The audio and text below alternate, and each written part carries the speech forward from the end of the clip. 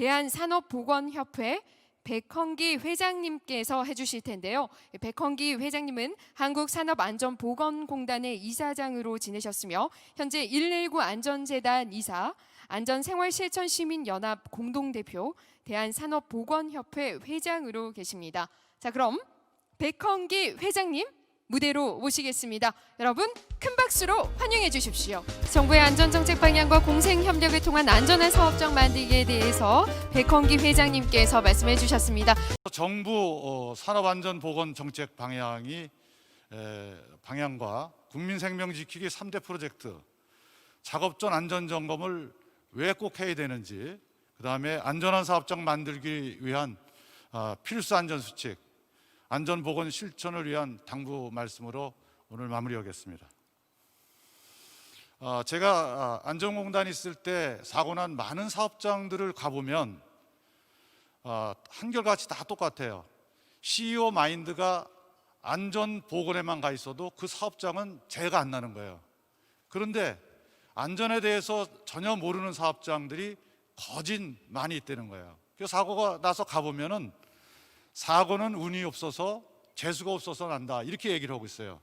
그러나 사고는 조직의 안전의식과 안전 시스템을 갖춰 안전 문화를 지킨다면 사고를 막을 수가 있습니다.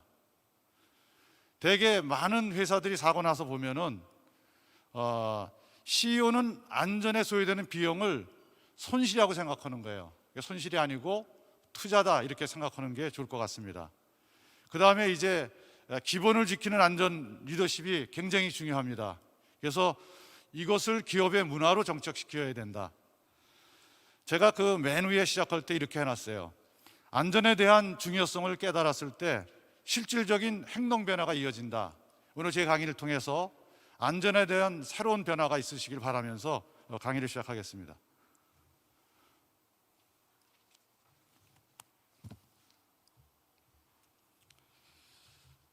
문재인 정부가 들어오면서 안전보건 정책을 정확하게 세워놨습니다. 비전을 산업재해로부터 위험에서 자유로운 일터, 그다음 목표는 선진국 수준으로 산재를 예방하겠다, 이렇게 설정을 해놨습니다. 그래서 거기 나오는 것을 보면은 이제 모든 주체가 원청에서 발주자가 책임지는 것, 이번 그 28년에 바뀐 법도 다 똑같이 이렇게 변했어요. 그래서 굉장히 중요한 것은 제가 제목에서 공생협력 프로그램을 해야 된다, 이 부분은 나중에 이제 제가 진행되면서 설명을 드리겠습니다. 그 다음에 여기 보면은 보호 대상을 근로자에서 특수 형태 근로 종사자를 모두 포함시켰어요. 그래서 요새 전반적으로 보면은 뭐 택배 근로자든 그 다음에 캐디든 모든 사람을 근로자로 생각하면서 정책을 바꾸고 있다. 자, 보호 대상을 신체 건강에서 정신 건강까지 이제 바꿔지고 있는 그런 실태다. 그 다음에 사고 조사는 처벌 중심에서 구조까지 바꾸는 그런 개선을 하고 있고, 위부 위탁에서 정규직이 실천하는 것으로 이렇게 바뀌어가고 있습니다. 자, 그러면 여기 보면은 세부 추진 과정을 보면 위험 주체별 안전 관리 책임 강화가 원청 및 발주자 책임을 강화시켰어요. 이게 굉장히 중요한 겁니다. 그래서 이번에 국감에서 나온 것, 뭐 제가 나중에 이제 말씀드리겠지만, 이런 부분이 오늘 협력업체, 하도업체 CEO도 참석했는데 굉장히 중요한 역할을 하고 있다. 그 다음에 위험에 노출되는 모든 사람을 보호해야 된다. 그 다음에 중대재해 발생 시 작업 중지를 시킨다. 이제 어느 사업장이든지 중대재해가 나면은 작업 중지가 되기 때문에 굉장히 큰 책임의식을 가져야 된다. 사업자 안전보건관리 시스템을 내실화시키겠다. 이게 문재인 정부가 들어와서 정책 방향을 내세웠는데, 모든 사람은 이걸 인지 못하고 너무 이렇게 처벌이 강화됐다, 이렇게 얘기를 하고 있거든요. 그러나 처음부터 이 정부가 들어오면서 안전정책 방향을 확실히 정하고 지금 시작하고 있다.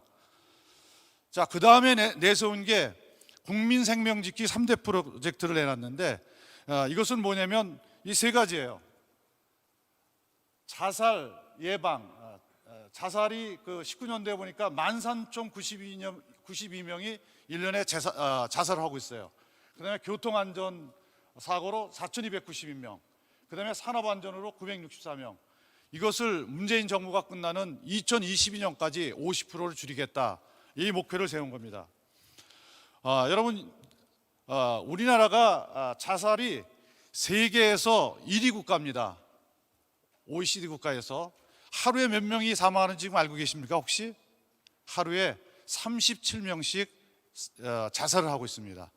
그 다음에 교통 그 재해를 막기 위해서 여러분들 요새 보면은 굉장히 속도 제한도 많이 올 거예요. 뭐 50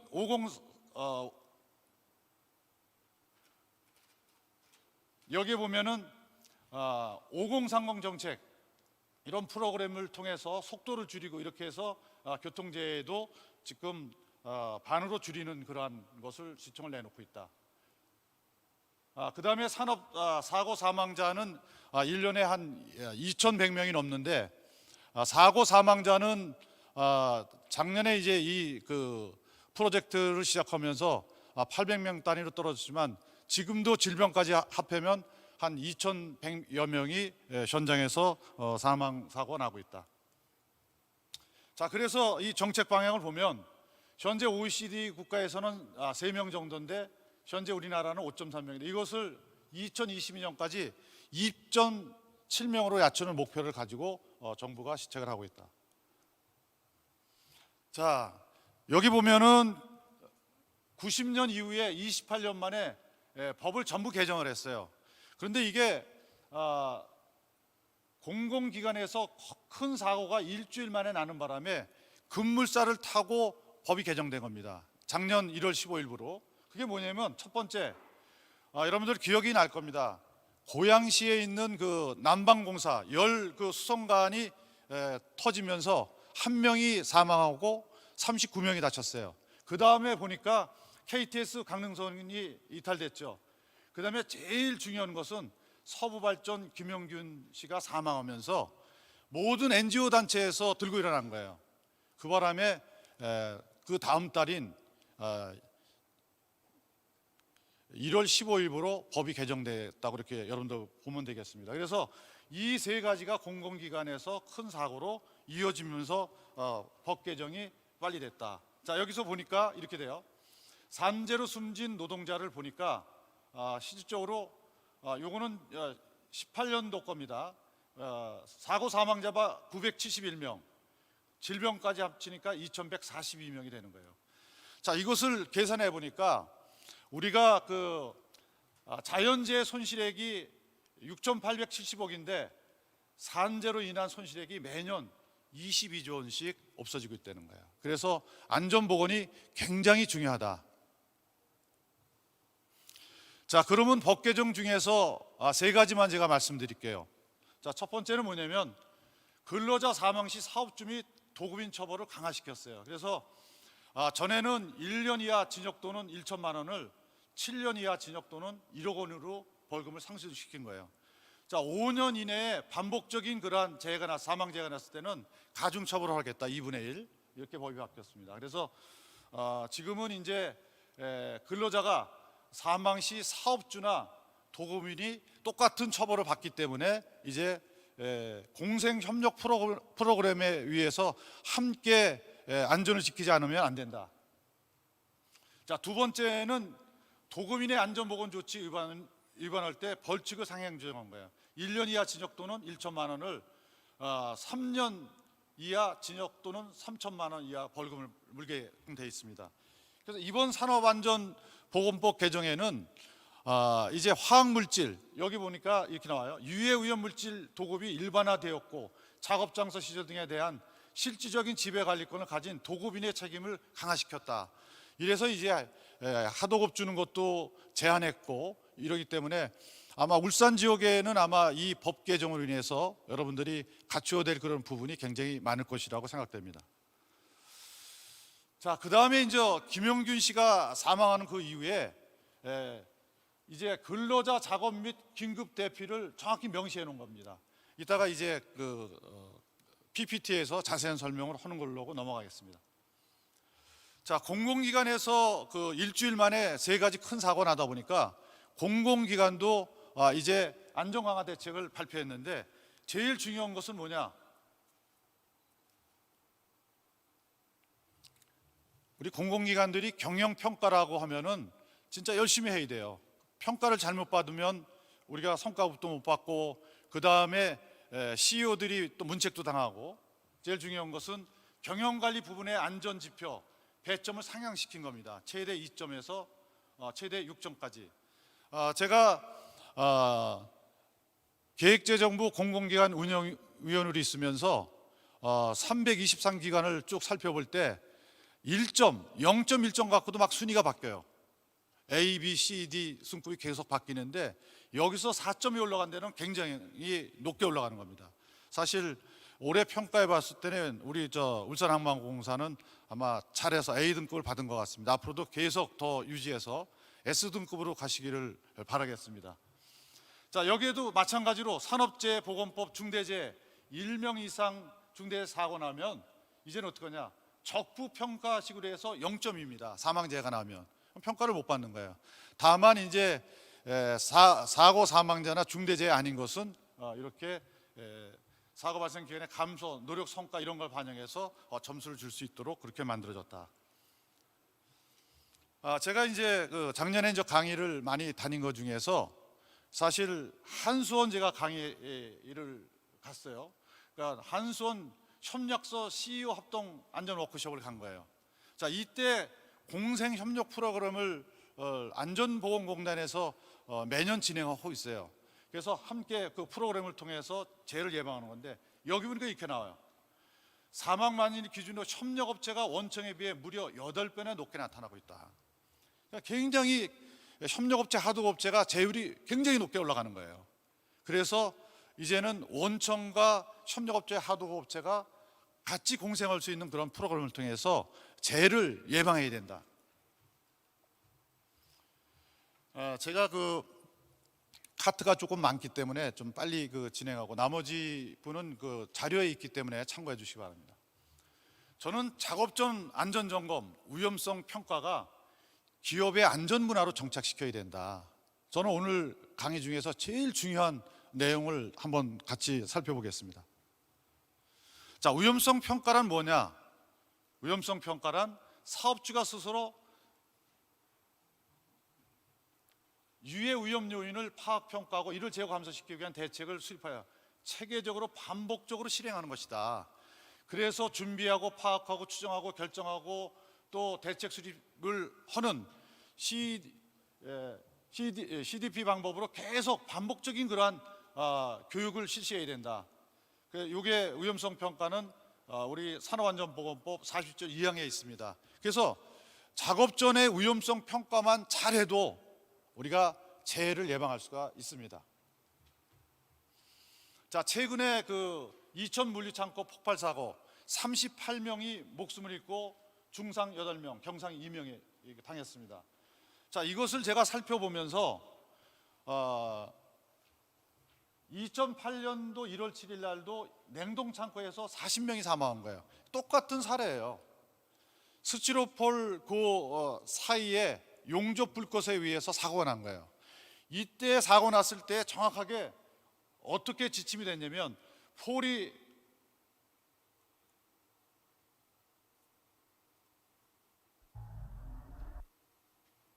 죄송합니다. 포리우레탄, 스티로폴 등 보온재 주변 용접 용당 시 안전에 관한 기술 지침을 보면 우레탄 시공 전에 가스 용접 등 화재 예방을 위한 철저한 공정 분리가 이루어져야 된다.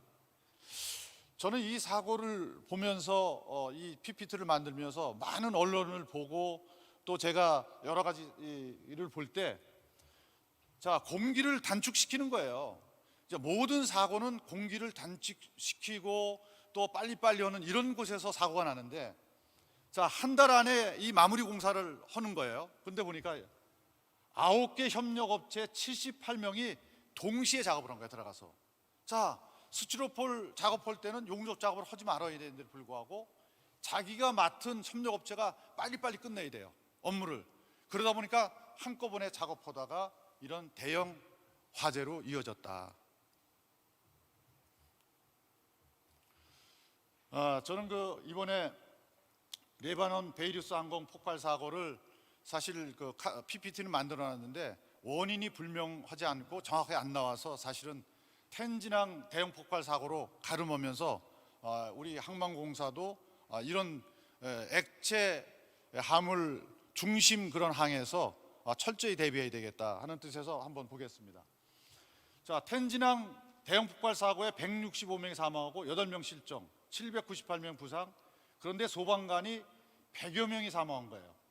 자, 주택이 1만 7천 채, 기업이 2,300개, 차량이 1만 2천 대, 컨테이너가 7,500개, 피해액이 약 1조 3천억이에요. 제가 이 강의로면은 대다수 많은 분들이 질문을 해요. 아니 어떻게 안전의 전문가인 우리 소방관이 100여 명이 사망됐습니까? 이렇게 질문하는 거예요. 자, 저는 이걸 하면서 소방관이든 아니든 모든 사람이 위험성 평가, 자기 사업장의 유해 위험물이 무엇인지 알고 있어야 된다는 거예요.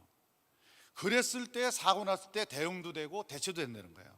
굉장히 중요한 제가 말씀을 드린 거예요. 자, 여기는 사실 시아나나트륨, 탄화칼슘 각종 화학 물질에 의해서 터진 거예요.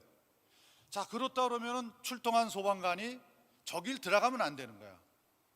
여기에다가 물을 수직으로 보니까 아세틸린 가스가 발생되면서 2차 폭발을 해버린 거예요. 이러면 TNT 3,000톤 규모로 터져버린 거예요. 그래서 우리 소방관들이 많이 그 앞에 포진하고 있다가 이렇게 목숨을 잃은 겁니다. 그래서 우리가 우리 사업장에 위험 물질이 뭐가 있는지 이런 것을 잘 파악해서 우리가 대응하지 않으면 안 된다는 거예요. 제가 중국 대학교하고 우리나라 대학교하고 세미나 했을 때 갖고 온 동영상을 하나 보여드릴게요. 얼만큼 폭발이 강하게 일어났는지. 마찬가지 레바논 폭발 사고도 똑같아요. 한번 화면을 보고 넘어가겠습니다.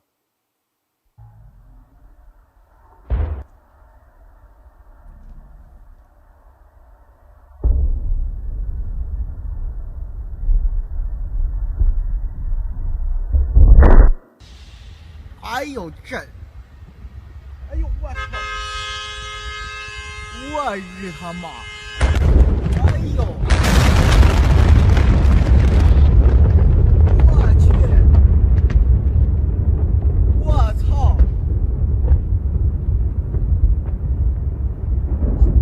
这你妈有库吗？这不？我操！哎呦！这四周人，我操！哎呦！我操！他妈大了水槽子！哎呦！我操！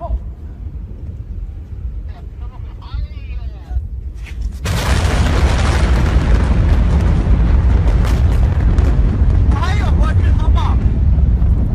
哎呦！快跑！快跑！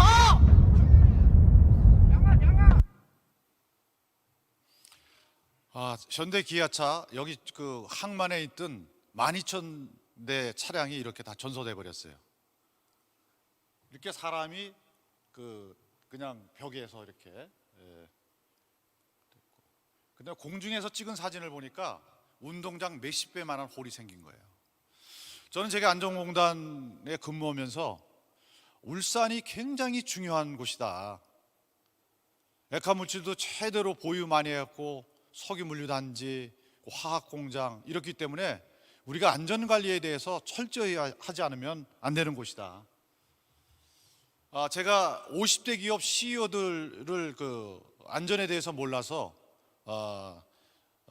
50명한테 한 강의입니다. 오늘 협력업체 CEO나 되시는 분이 왔다 그러면 함께 공유하면서 한번 잘 대처했으면 좋을 것 같습니다.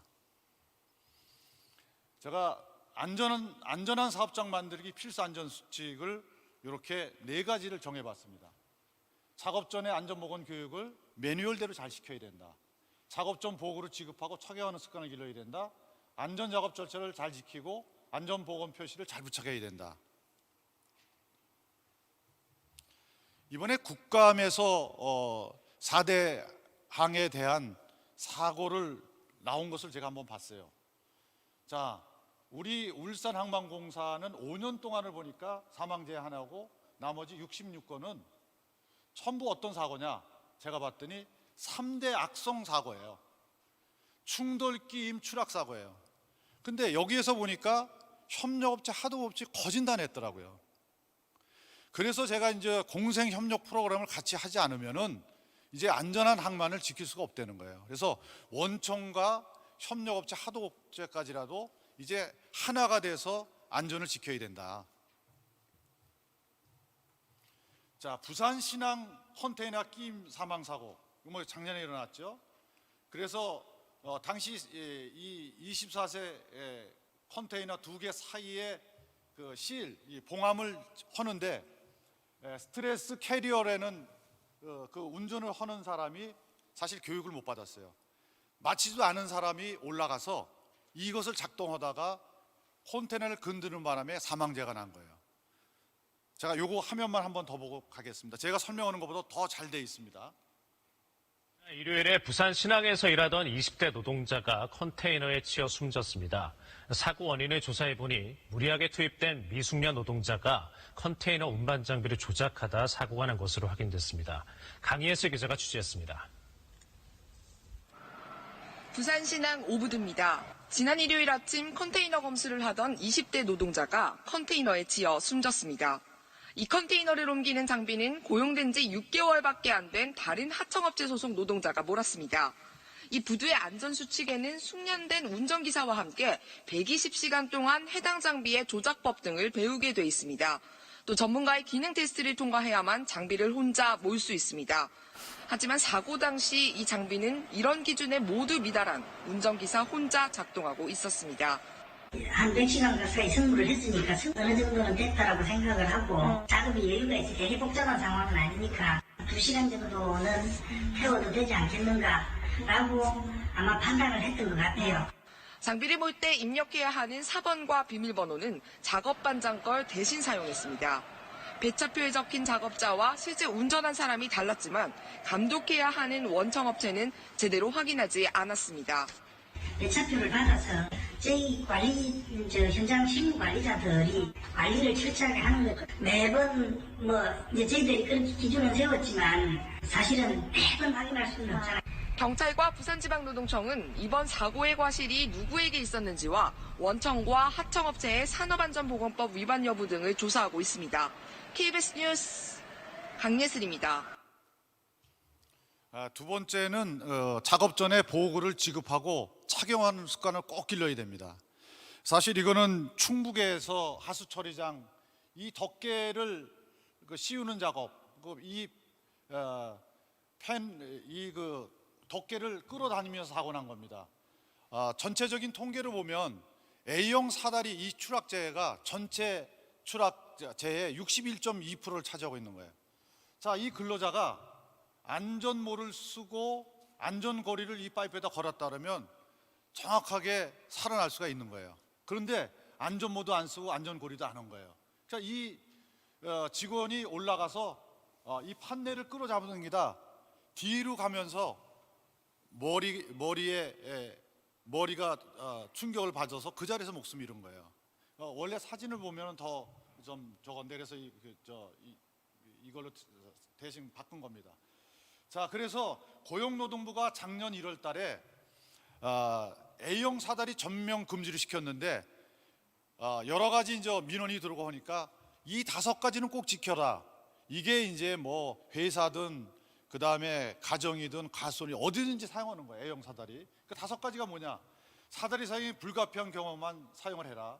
그 다음에 평탄 견고한 바닥 이렇게 울퉁불퉁하면 안 된다. 그 다음에 3.5m 이하인 A형 사다리 사용해라. 3.5m가 넘으면 비계를 싸라는 얘기예요.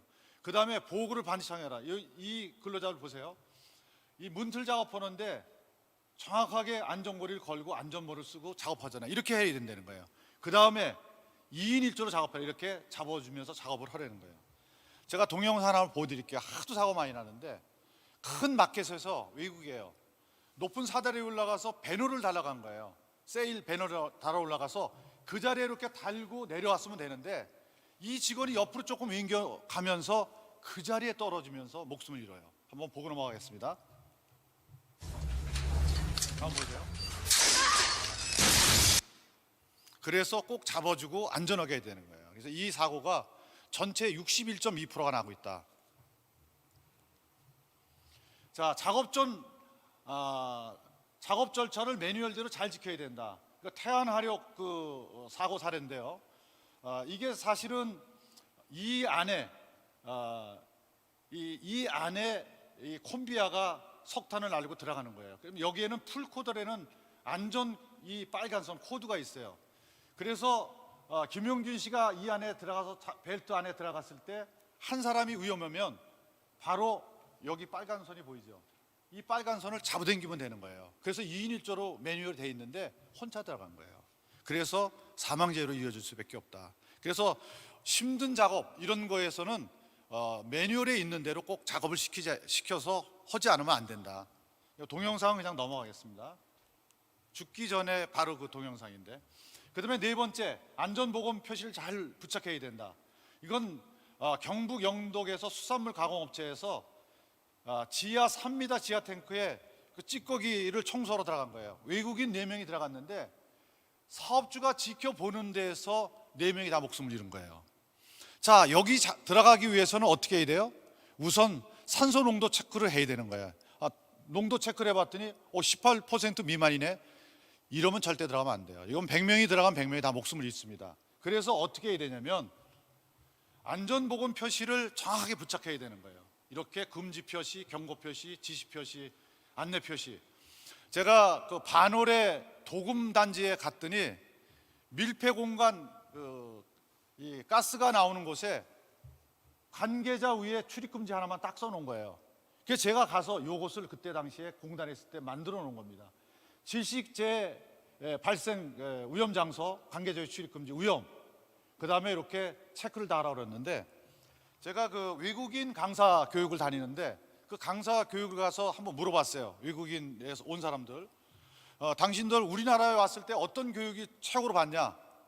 그랬더니 깜짝 놀랐어요. 다 학력도 높지만은 여러분 3D 업종에서 근무하니까 위험성 데는 절대 확인하지 않고 들어가지 말라고 이렇게 교육을 받았다는 거예요. 근데 와갖고 한국말을 모르는 거예요. 그래서 여기다가 바로 베트남 말로 위험 이렇게 써주면 이 사람들이 절대 확인하지 않고는 들어가지 않는다는 거예요. 그래서 확실하게 이렇게 해주시면 좋을 것 같습니다. 자, 매뉴얼대로 반복적인 교육 훈련이 기업의 안전 문화로 정착해야 된다. 제가 사례가 여러 가지인데 딱 하나만 말씀드려요. 9.12 테러 사건 여러분들 잘 아실 거예요. 이 테러 사건으로 인해서 미국의 무역센터 110층 그 쌍둥이 빌딩이 그냥 무너져 버린 거예요. 이때 3,000명이 사망하고 6,000명이 부상을 당한 거예요. 근데 여기 보니까 모건 스탠리 직원이 여기에 2,700명이 있었는데 단 13명만 사망하고 다 살은 거예요. 자, 어떻게 돼서 이렇게 됐나 봤더니 닉 레스콜라라는 우리나라 같으면 안전 담당 이사라는 거예요. 이 사람이 연사에 매뉴얼대로 정확하게 교육시켰다는 거예요. 이 교육을 시키는데 다른 사람들은 뭐라 하냐면, 야, 저 모건 스탠리의 닉 레스콜라 정신병자 아니야? 이 세계 무역센터 최신 건물에서 어떤 때는 110층에서 방독 마스크를 쓰고 내려오고 어떤 때는 수건으로 입을 가리고 내려오고 이걸 했다는 거예요. 이 테러 사건이 났을 때 모건 스탠리 직원들은 10년 가까이 반복적인 교육 훈련을 통해서 그게 몸에 배운 거예요. 그래서 그대로 실천해 갖고 13명 위에는 다 살아났다는 거예요. 자, 우리가 위험한 것도 많고 매뉴얼도 많고 시스템도 만들어놨지만 우리가 반복적인 교육 훈련을 안 하면 안 된다는 거예요. 그래서 꼭 반복적인 교육 훈련을 통해서 우리가 재해를 막아야 된다. 자, 마무리하겠습니다. 안전보건 실천을 위한 당부 말씀을 드리면서 저는 이제 하일리 법칙에 대해서 우리나라 사고로 한번 연결시켜 봤어요. 우리가 94년도에 성수대교가 무너졌죠. 그 다음에 95년도에 삼풍백화점이 무너진 거예요.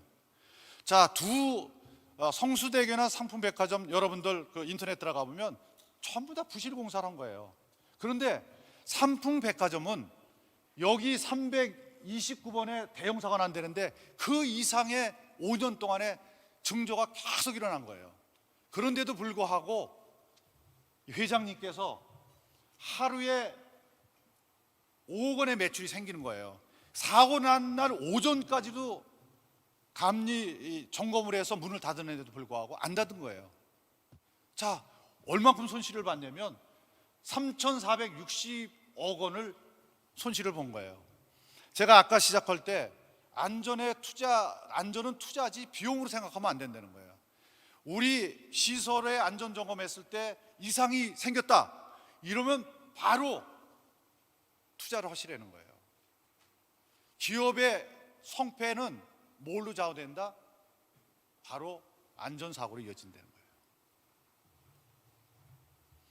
자, 안전보건이 왜 중요하냐 그러면은, 자, 서부발전 김용기준 때문에 법이 바뀔 정도로 된 거예요.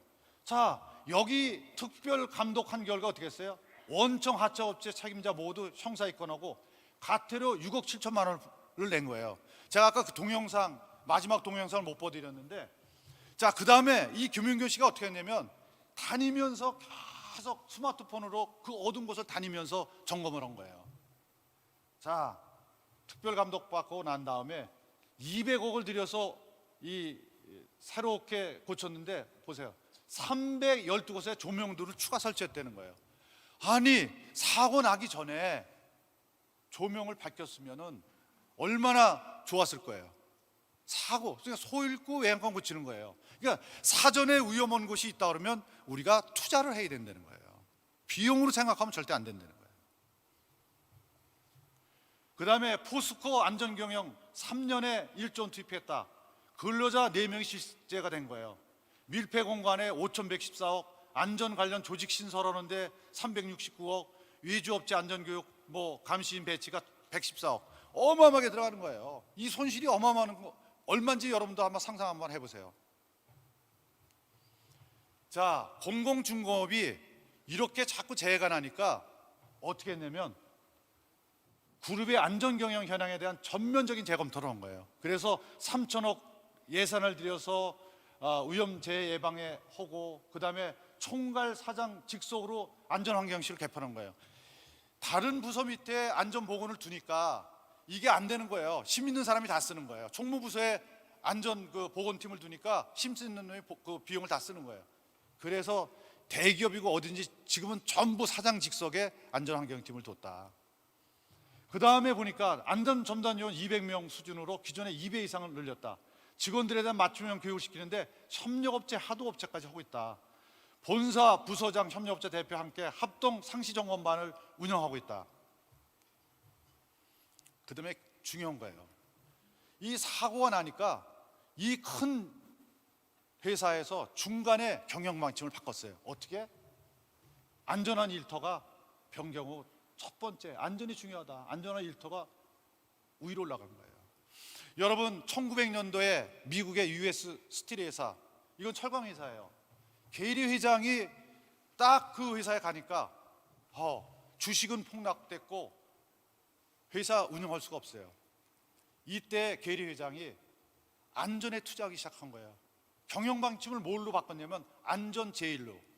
그래서 1906년서부터 세계가 뭘로 다 바꿨냐? 여러분들 그 옷에 보면 파란 십자가의 안전 제일, 헬멧도 있잖아요.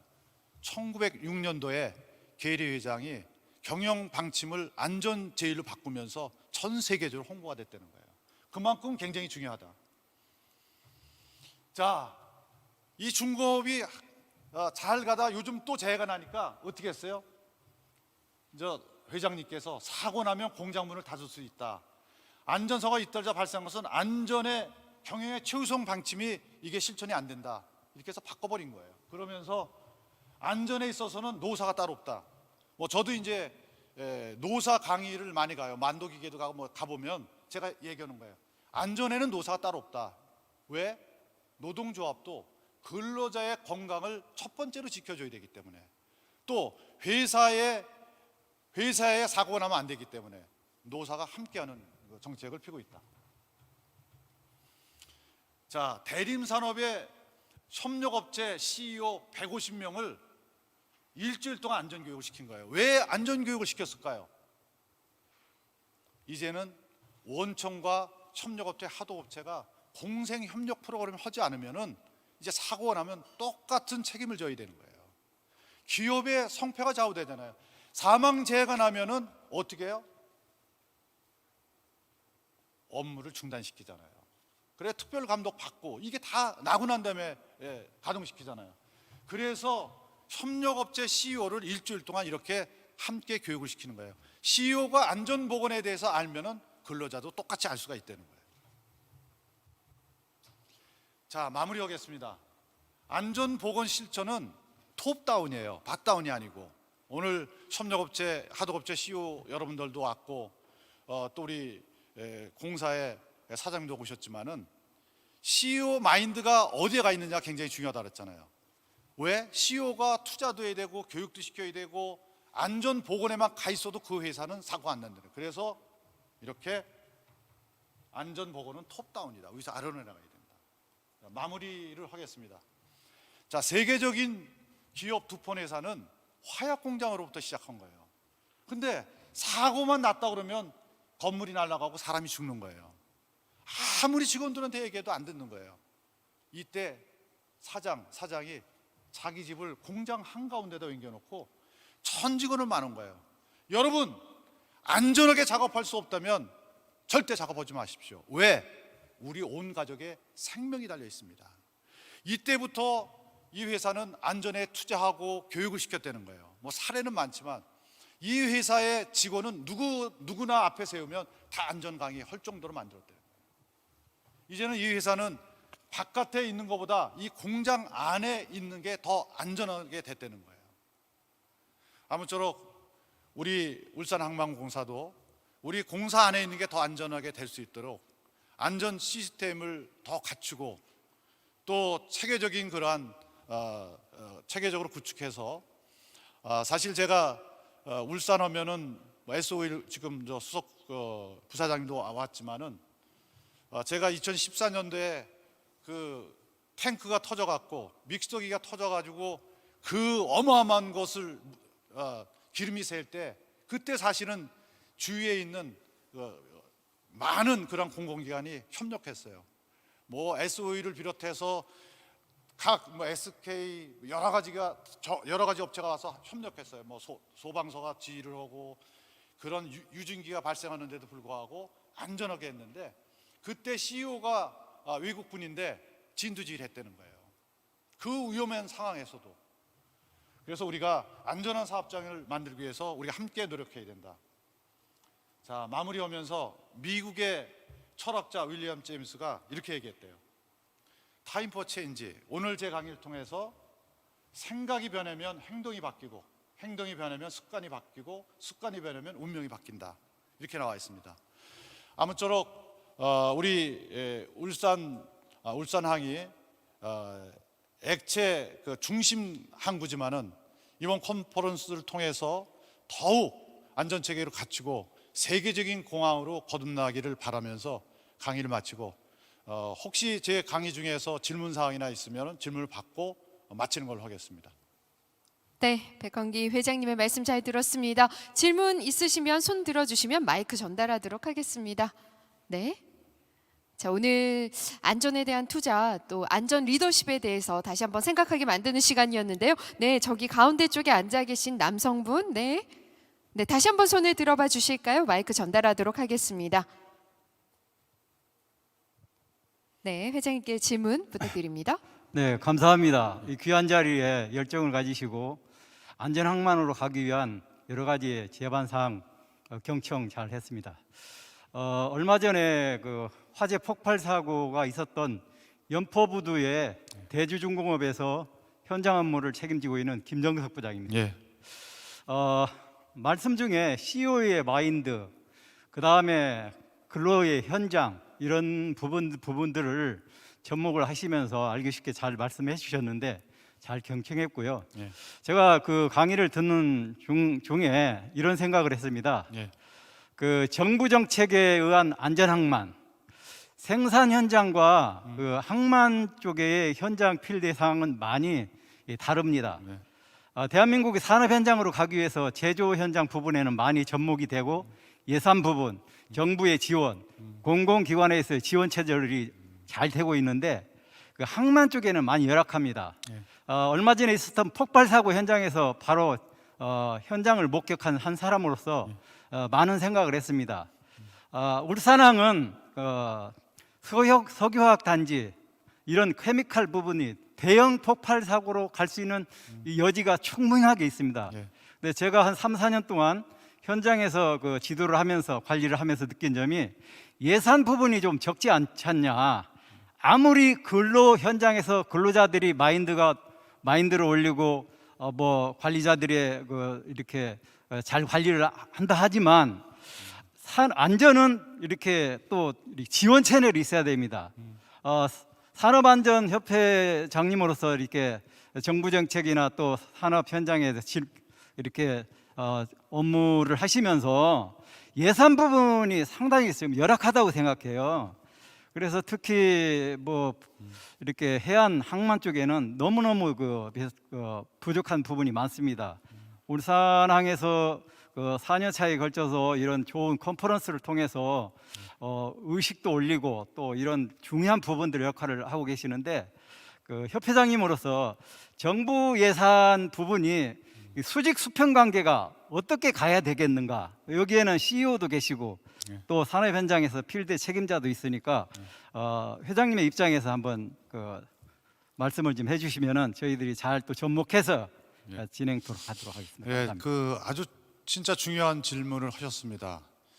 사실 그때 사고 났을 때 사실 소방 장비가 울산에 이렇게 중요한 항에 여러 가지 그런 오염물질이 많은데도 없어갖고 아마 제가 생각하는 것은 부산서 올라와갖고 아마 나중에 끈 상태고 지금 그 장비가 들어왔는지 잘 모르겠습니다. 제가 안전공단 이사장으로 있을 때 저나 항만공사나 똑같을 겁니다. 기재부에서 예산을 따야 되는 그런 부분이에요. 제가 설명했던 부분은 항만보다는 제조업이나 이런 데가 많지만은 얼만큼 항만이 중요하고 또 울산도시가 중요한 것을 잘 파악해서 저는 그런 대응할 수 있는 그런 장비나 이런 그 부분을 정부가 지원을 빨리 해줘야 된다. 일단 여기선 사고가 나면 대형 사고로 이어지기 때문에 꼭 필요하고요.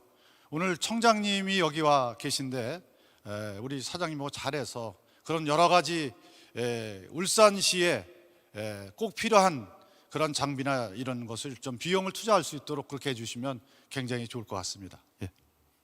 또 다른 질문 있으면 해주시기 바랍니다. 네, 혹시 다른 질문자분 계실까요?